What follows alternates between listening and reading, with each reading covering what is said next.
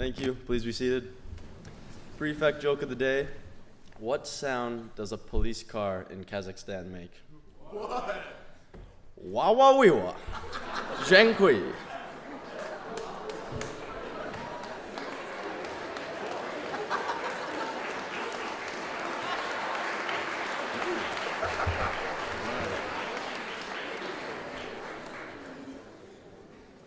The bar continues to get higher and higher with these jokes. Amazing. Good morning, everyone. Welcome back. You look great. So nice to be back. So we're coming up to, of course, Remembrance Day on Saturday and Sunday. So we're going to begin with singing one of the hymns that we just generally reserve for Remembrance Day. It's hymn 20, O Valiant Hearts. So listen as you sing. This one is not hard. Hymn 20, please stand.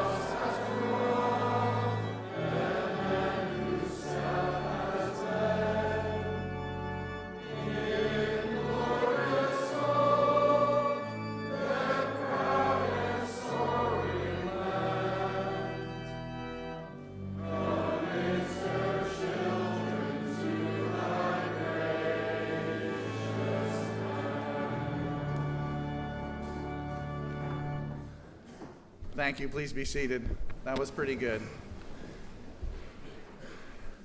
So I'm going to invite Mr. Lamont to come to the podium to kind of set the tone a bit and give us a bit of context for thinking about Remembrance Day.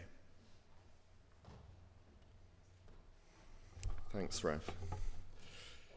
In preparation for chapel on Saturday, the Revs asked me to give some context and a reflection on Remembrance Day and its significance here in Canada and at Shawnigan. Canada has a special place in the heart of the people and region of Norway that we lived in before coming to Shawnigan. In 2012, I landed at the local airstrip, placed precariously in the middle of steep and snowy Norwegian mountains, when heading for my interview to become headmaster of Red Cross Nordic, and was surprised to be met outside by a large granite pillar dedicated to the Allied aircrew, including 10 Canadians who died in February 1945 during an attack on a German destroyer, Z-33, hiding in the nearby fjord. I remember one of them came from British Columbia. His name was O.W. Knight. The Norwegians had erected a monument to honor the Allied airmen. It is some corner of a foreign field that is forever Canada. For those of you unfamiliar with Remembrance Day, which officially takes place on the 11th November each year, it's a Memorial Day, observed in some countries since the end of the First World War, to mark the end of hostilities and to remember those who died in the line of duty. In Canada, it focuses on remembrance for the men and women who have served and continue to serve this country during times of war, conflict, and peace, and those who have lost their lives in the service of peace at home and abroad.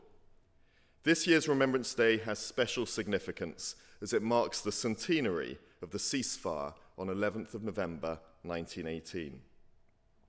Last year, I was invited by Poppy's godfather, a wilderness guide in South Africa, to travel to Belgium to mark the 100th anniversary of the death of his great-uncle in an assault on a German bunker. Although awarded a medal for his bravery in the attack, his body was never found. He's commemorated on the wall of the Menin Gate, a memorial for those 55,000 Commonwealth soldiers missing in action. As part of our time exploring in and around Ypres in Belgium, we decided to visit some of the Canadian war memorials. In the Battle of Passchendaele in 1917, 9 Canadian soldiers were awarded the Victoria Cross for their outstanding valor, more than in any other battle in the history of Canada. We learnt about the contribution of First Nations soldiers to the Allied war effort. At the time of our visit, a centenary race was held to celebrate the life and achievements of Alex Wooteny Dakota, a Cree from the Red Pheasant Reserve in Saskatchewan, who represented Canada at the 5,000 meters in the 1912 Olympics and who died during an attack on the ruined village of Passchendaele. We visited the medical station where Lieutenant Colonel John McCrae, a Canadian medical officer, wrote his poem In Flanders Field in tribute to the death of a friend.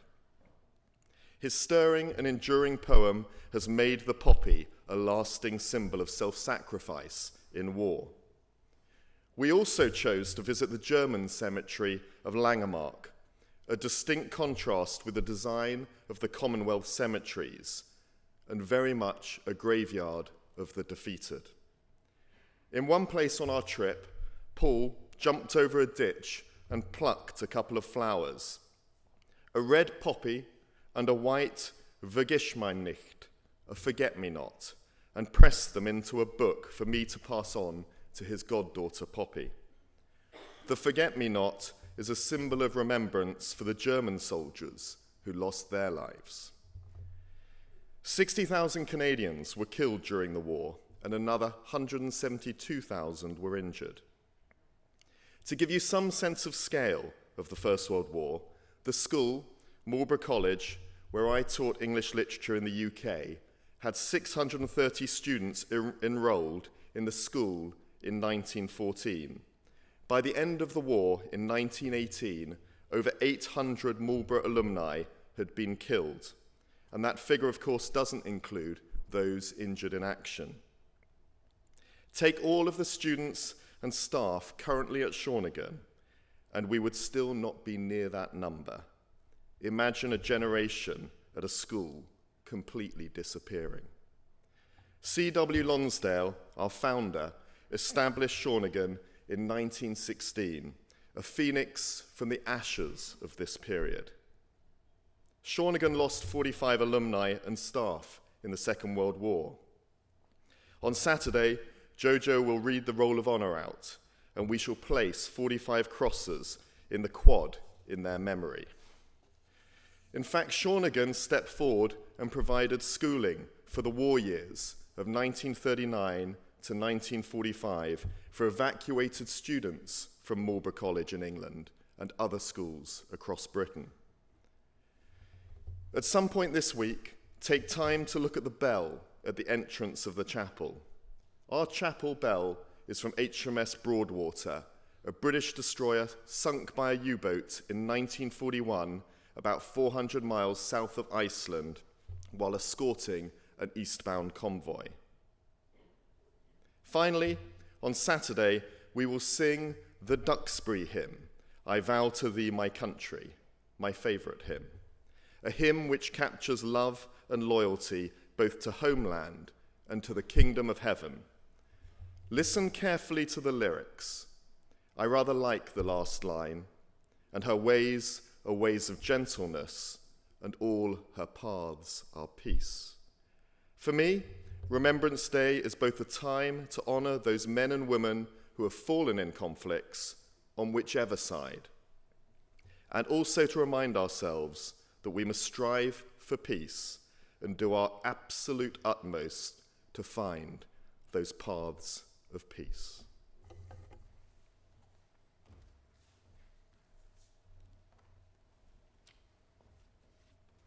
Thank you, Mr. Lamont. I almost feel like that's enough for today, but I have just a few comments I want to share with your gracious patience here. And I just want to reflect for a moment on the reference Mr. Lamont made to the last line of the Duxbury hymn, and all our paths are peace. So what are the paths to peace, and what does it really mean to us? You know, we often think of peace or lack of peace as a global issue, and of course it is, but it's also much closer to home than that. And a few years ago, I was at a meeting with Rajmohan Gandhi, where he spoke. He was the grandson of Mahatma Gandhi. And he was very clear in what he said, and it's really stayed with me. He said that the missiles that countries fire at one another could not exist if they didn't first exist in our hearts and in our families and in our communities. And that making peace begins here, not trying to change the world in bigger ways. So the paths of peace are all about the way that we live our lives on a day-to-day basis. And they're about the choices we make. The choice to respect one another rather than to judge. The choice to listen rather than always to try to be heard, to make ourselves heard. The choice to explore issues, difficult issues, with open minds and hearts rather than fighting over who is right and who is wrong. The choice to be in relationship rather than to be in control. So the paths of peace don't always come naturally or automatically. You know, we're wired, as we know, with this fight or flight response whenever we're confronted with frightening or threatening stimulus. But the point is that we have the power to choose the way we respond. We have the power to choose to respond with compassion to those around us, even when we feel like striking out or shutting down.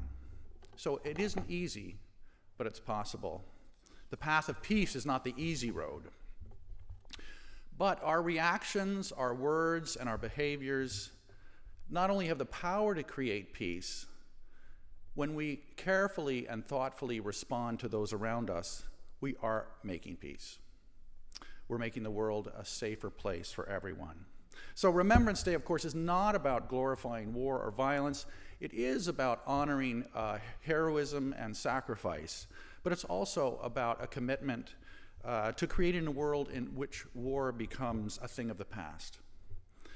So the other day in one of my psychology classes, we were talking about how complex we human beings are, how we're kind of this combination of different elements of emotion and biology and social conditioning. And I asked the class, well, what does it mean to understand better how complex and unique each person is? And if I understood the response correctly, what they said to me was that our generation, meaning your generation, because we understand human beings better, we're much more able to be compassionate and empathetic. And that understanding that psychology and other sciences have given us about the human person will allow us to make the world a better, a safer, and more peaceful place, and a place where tolerance and acceptance of one another becomes the norm. So I thought that was such a beautiful idea, and one that's worth reflecting on this Remembrance Day. So lots to think about this morning, and of course we'll end with the Duxbury hymn, I Vow to Thee, My Country. Please stand.